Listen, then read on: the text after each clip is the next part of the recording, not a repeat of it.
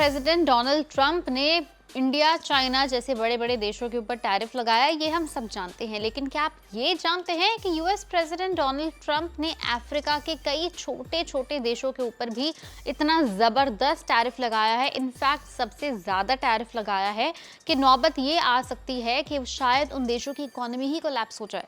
हम कुछ ऐसी कंट्रीज की बात कर रहे हैं जिनके नाम आप शायद जानते भी ना हो। बात हो रही है इस वीडियो में लिसोथो की। ये एक ऐसी कंट्री है जो चारों तरफ से साउथ अफ्रीका से घिरी है। अगर आप इस कंट्री की ज्योग्राफी देखेंगे तो एक छोटी सी कंट्री है जो चारों तरफ से साउथ अफ्रीका से घिरी है। ना किसी से कोई लड़ाई है, ना कोई ट्रेड वॉर, ना कुछ। चुपचाप एक कंट्री अपना काम करती है क्योंकि इकोनॉमी इसकी थोड़ी पीछे है, इसलिए अपनी इकोनॉमी को बूस्ट करने के लिए जबरदस्त प्रोडक्शन करती है।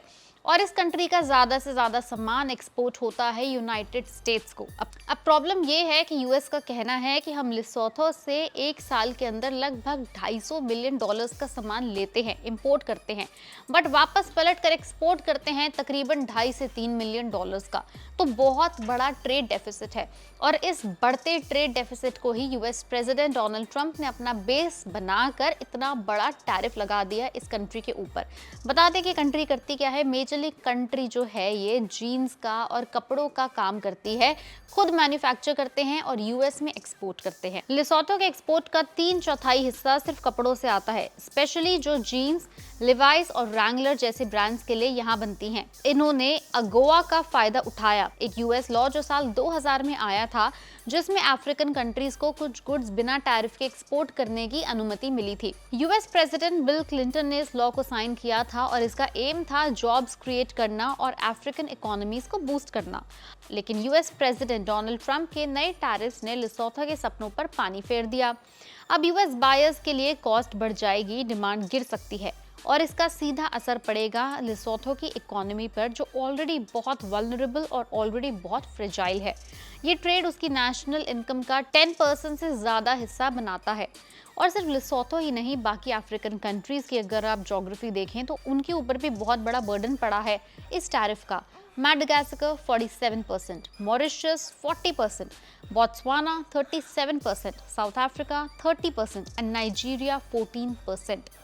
But Africa doesn't mean only these countries, there are still many more countries left. बाकी कंट्रीज जैसे Kenya, Ghana, Ethiopia, Tanzania, Uganda, Senegal, Liberia, इनके एक्सपोर्ट्स पर महज 10% तक का बेसिक टैरिफ लगा है क्योंकि इनके साथ यूएस का ज़्यादा ट्रेड डेफिसिट नहीं है। बता दें कि साउथ अफ्रीका के प्लैटिनम एक्सपोर्ट्स को छूट मिल सकती है, लेकिन उन्हें कार एक्सपोर्ट्स को डबल झटका लगेगा क्योंकि यूएस प्रेसिडेंट डोनाल्ड ट्रंप ने फॉरेन कार्स के ऊपर भी फ्लैट 50% का एक अलग टैरिफ, फ्लैट 50% का एक इंपोर्ट ड्यूटी लगा दी है। तो इससे फॉरेन मेड कार्स के ऊपर भी और उनकी कंपनीज के ऊपर भी बहुत बड़ा एडवर्स इम्पैक्ट पड़ने वाला है। अब आपको ये पूरी लिसोथो वर्सेस यूएस की कहानी सुनकर क्या लगता है कि क्या जो यूएस ने लिसोथो के ऊपर 50% का टैरिफ लगाया है, क्या वो जायज़ है?